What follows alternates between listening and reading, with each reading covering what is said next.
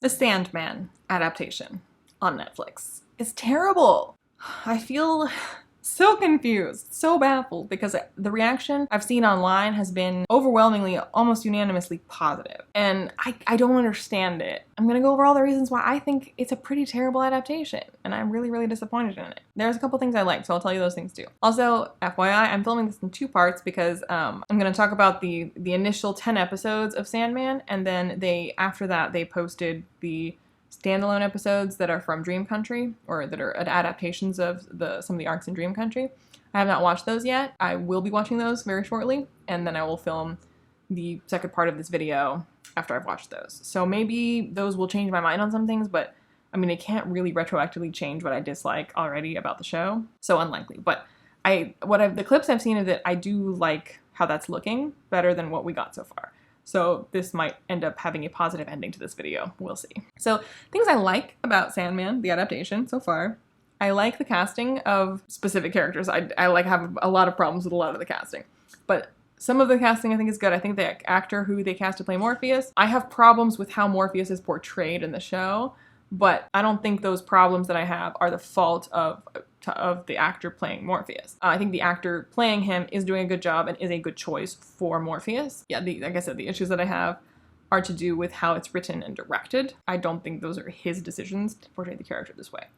So the actor playing him, good choice. The actor playing the Corinthian, again, I have problems with what they did with the Corinthian, but I think the actor playing the Corinthian is a great choice for the Corinthian. He really works for me. We haven't seen much of her, so it's not a lot to judge. There's not a lot there to make a judgment off of, but so far the actress playing Death is doing just fine. Like I said, there wasn't a lot of opportunity to do anything amazing or to do anything badly, but the point where you get introduced to her was almost like verbatim, like shot for shot, basically exactly like the comic. So no issues with Death so far. She's perfectly fine as Death. And then I really like the casting of Desire. I think the actor playing Desire, and in general, almost everything, it's again not in it too much, but the scenes, the way they were shot with Desire were well done. I had pretty much 0 issues with how Desire was portrayed.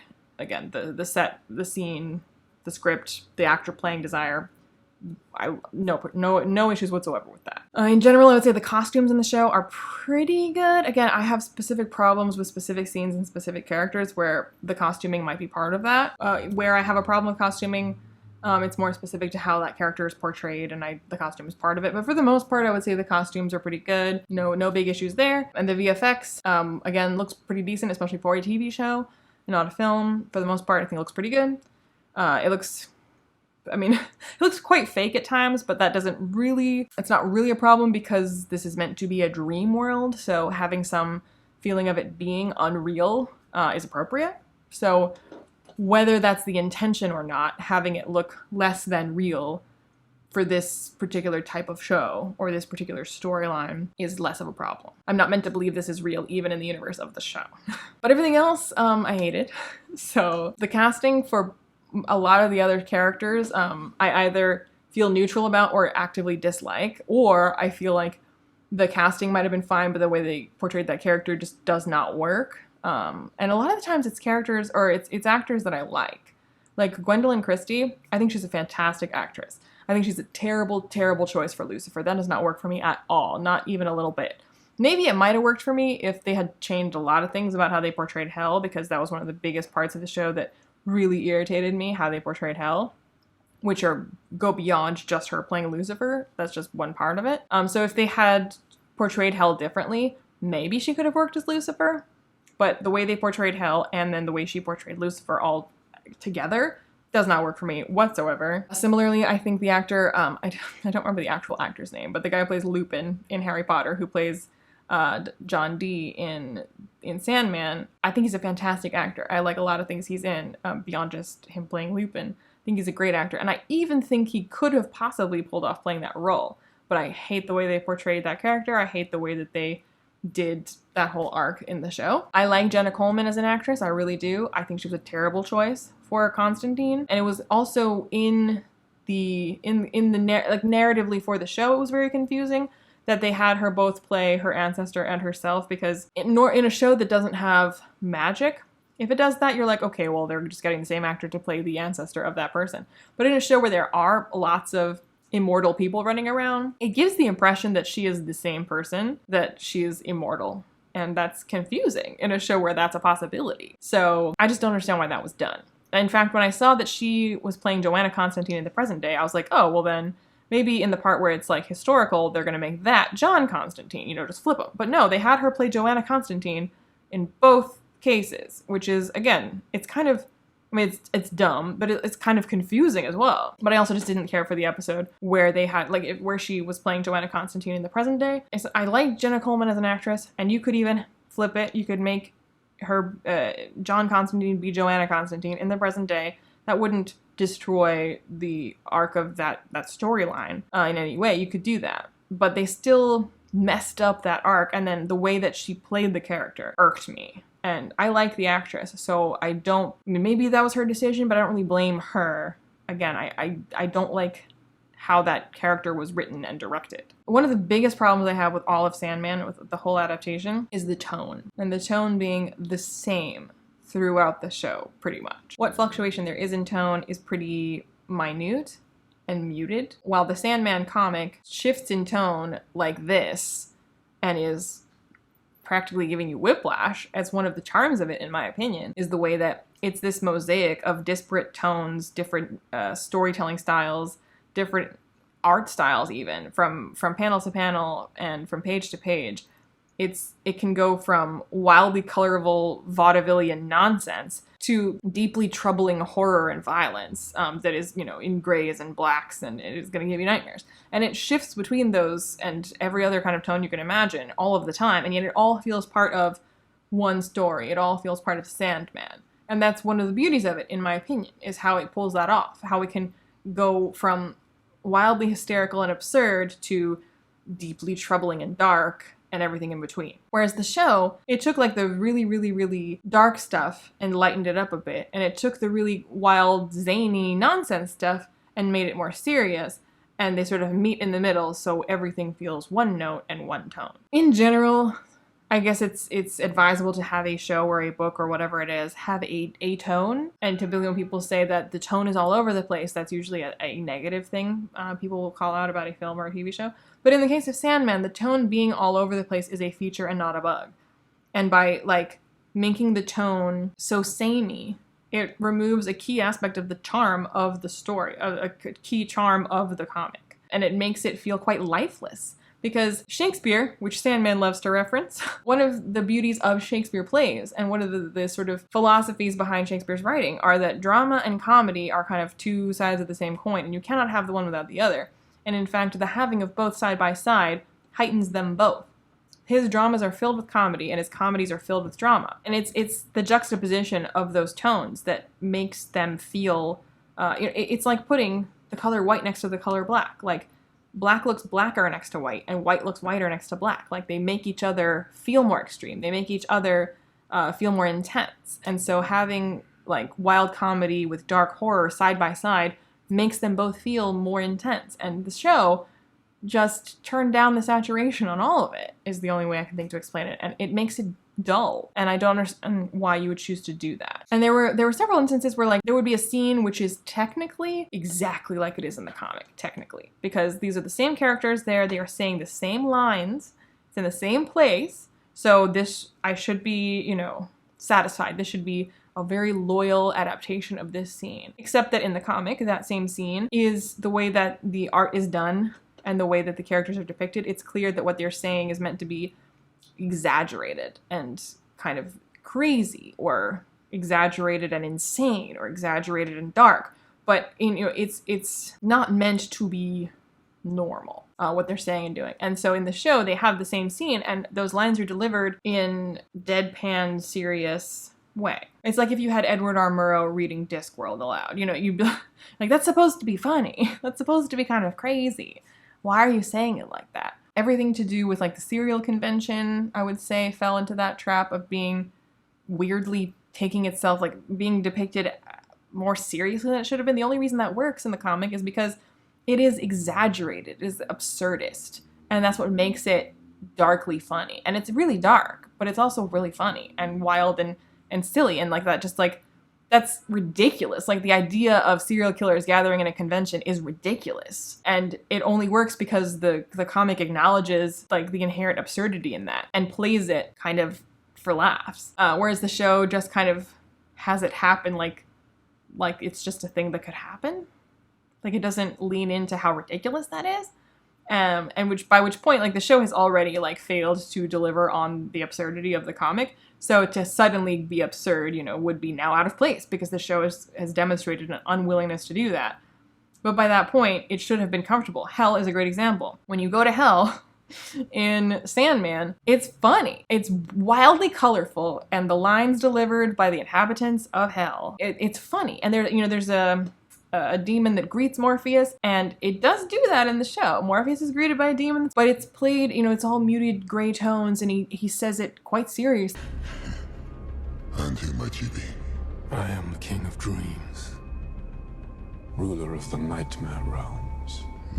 Yes, my clown. It's not, like, funny. And in the comic, it's funny. It's kind of silly. That's how it's portrayed, that's how it's drawn, that's how it's delivered. And in fact, Morpheus himself stands out in all the panels of hell in the comic because all of hell is brightly colored. It is Technicolor. And Morpheus is this one point of, like, colorlessness. Whereas in the show, hell is like every other CGI hell that you've seen in every other show that decides that it's gonna go to hell, you know, some kind of apocalyptic thing where hell is involved. They all look the same. They all have the same sort of, like, grayish, greenish, reddish CGI landscape. It all looks exactly the same. It all looks kind of vaguely depressing and sad and otherworldly. The battle between Morpheus and, well, in the show it was Lucifer, and they could have made it Lucifer if they really wanted to, even though it's not meant to be Lucifer.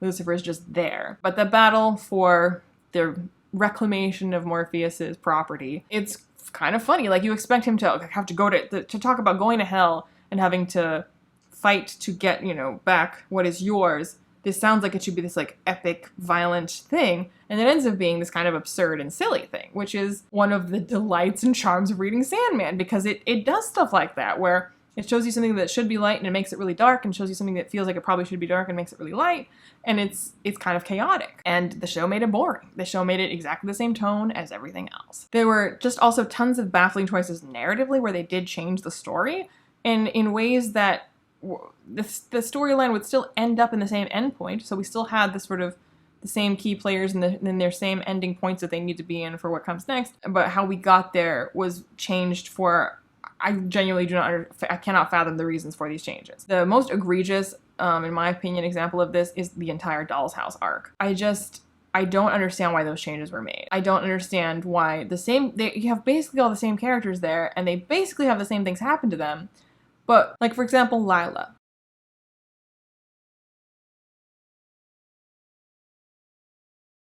Lila is part of the Doll's House arc. She should be there. Why is she friends with Rose? Why isn't she in Jed's dream? Why does Rose's mom have to be dead? Like, why does she now need to be in Jed's dream? I don't understand why you'd make that change. And then what happens with Lila and the fact that she still has her dead husband in a dreamscape type situation. She is still pregnant at some point, so that by the end of this arc she is pregnant by a dead husband.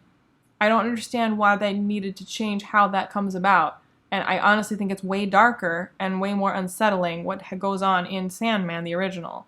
What they changed it. I do not understand the reason for the change. It was, I cannot even guess at the reason for it. Like, I'm not sitting here going, well, they probably were trying to, I don't know. I do not understand why they changed that. And literally when the Doll's House arc, when Lila's character was introduced, in my mind, Lila is in Jed's dream. So, like, whoever this lady is that's with Rose, it's clearly not her mother. I literally, like, out loud to my brother was like, who is this? Who is this supposed to be? Why are you here? Who are you, lady? And it just felt so weird and out of place for her to even be there. Not just because that's not how it goes down in the comic. Forget that. It's so weird and awkward that she's just hanging around Rose and just, like, following her when it's, like, this personal, like, life thing that she's doing where it's to do with her own grandmother and her own family history and finding her lost brother. Like, why are you here? Like, this has nothing to do with you, lady. Why are you here? Like, it feels way weirder that she's there in person, IRL, than that she's swept up in a dream for dream reasons and for dream logic in Jed's dream, which is what happens in the comic. I was like, why is this different? Like, this is the same character, and she's still in it. She still has a dead husband, and she still ends up by the end of it being pregnant. And I literally cannot think of a reason why they did it the way that they did it, and it really irritated me the entire time. I was like, this is so dumb. It doesn't work at all.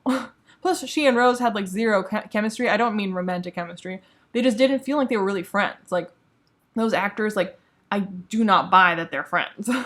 Maybe they're friends in real life, but on screen, I was like, why are you both here right now? Like, you feel like you have nothing to do with each other. Why is this happening? And the Doll's House arc is part of many instances where the way they mess with Morpheus' character, I really hate it. I think it's a big mistake to do what they're doing with Morpheus' character. They seem to want to humanize Morpheus, and they seem to want to humanize the dreaming. And for this story to work, Morpheus should not feel human. Morpheus should not feel like he thinks and feels and operates according to human feelings and human logic. The dreaming should not function based on any kind of human feeling or logic. It's the otherworldliness, the endlessness of it, because Morpheus is of the endless, that makes this story work and makes you buy into it. Because while you can here and there understand where Morpheus is coming from, he also behaves in ways that you're like, damn, yeah, no, like you're clearly an immortal, non-human entity because you don't think and feel like a human being. Nor should you. If he does, then he's just like an emo dude who can sprinkle magic dust on you to make you see dreams. He's not the living embodiment of dream. And this is where I don't blame the actor. It's how he was directed and how it was written. Like in so many scenes, he's just like getting teary-eyed and weepy over everything. And I'm like, you've been alive for millennia.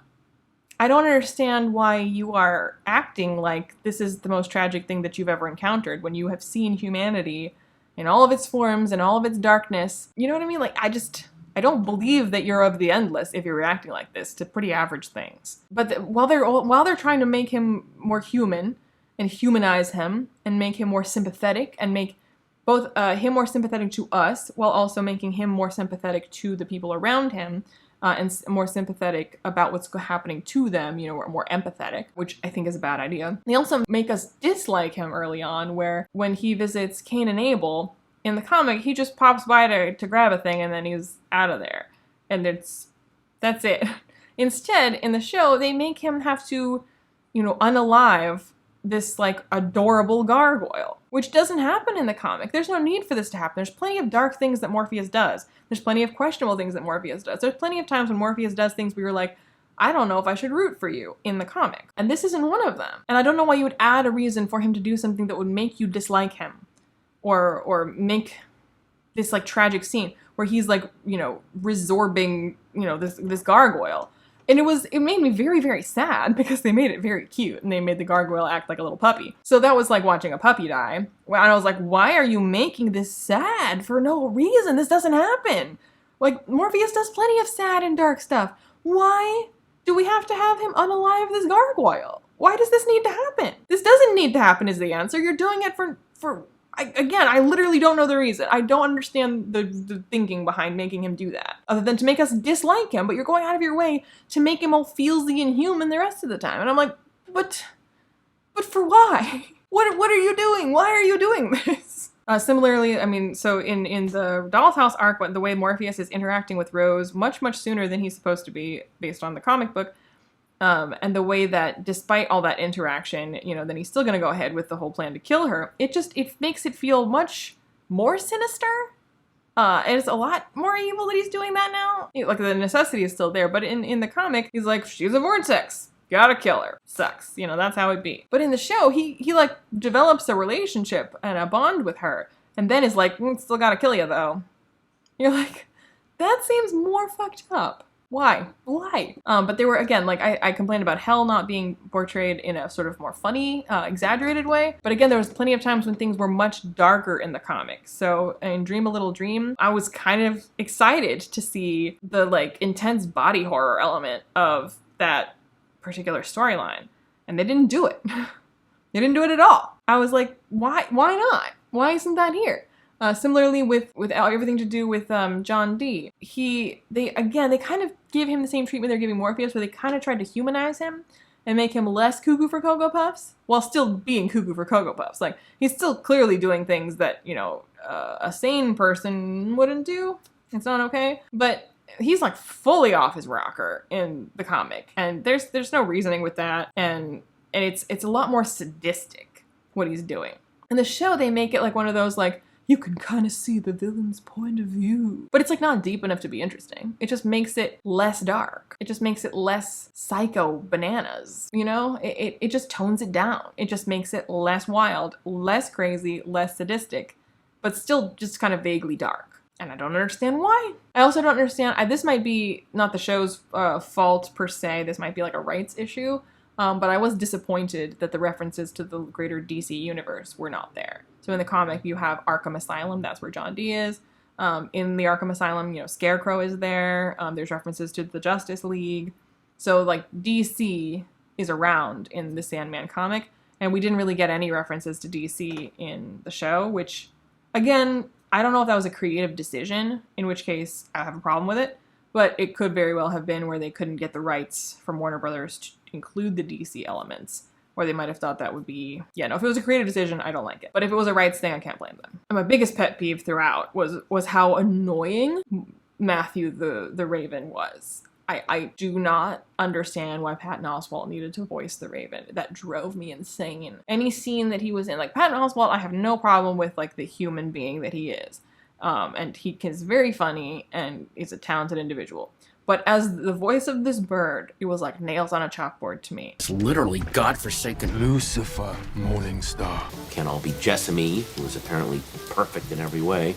And it just didn't mesh with the scene. And it didn't, like, he didn't have good chemistry with Morpheus. And it just, every single time that happened, it yanked me out of the story. What little of it I was feeling I was in completely yanked me out of it. It was the one time they decided to kind of be absurd about something, I guess. You know, it's one of those, like, cursed monkey's paw type situations. I was like, well, they did go absurd with the bird, didn't they? So, guess I got my wish. And they also completely wasted Stephen Fry as Gilbert. As soon as I saw that he was playing Gilbert, I was like, chef's kiss, this is perfection, perfect casting. I'm so glad that Stephen Fry is playing Gilbert. And I didn't include this in the beginning of my pros list because he was hardly in it. Like, what a freaking waste. Instead, we spend all this time with Lila mooning over her dead husband while I'm scratching my head the entire time being like, why is this being done the way that it is? Why is this here? Why is so much screen time being devoted to Lila? I don't give two fucks about Lila. Meanwhile, Stephen Fry has hardly in it when he's like a perfect choice for Gilbert. Give me some of that. Why isn't he around Rose? Like, what are you doing? You have Stephen Fry. Why are you not using him? So yeah,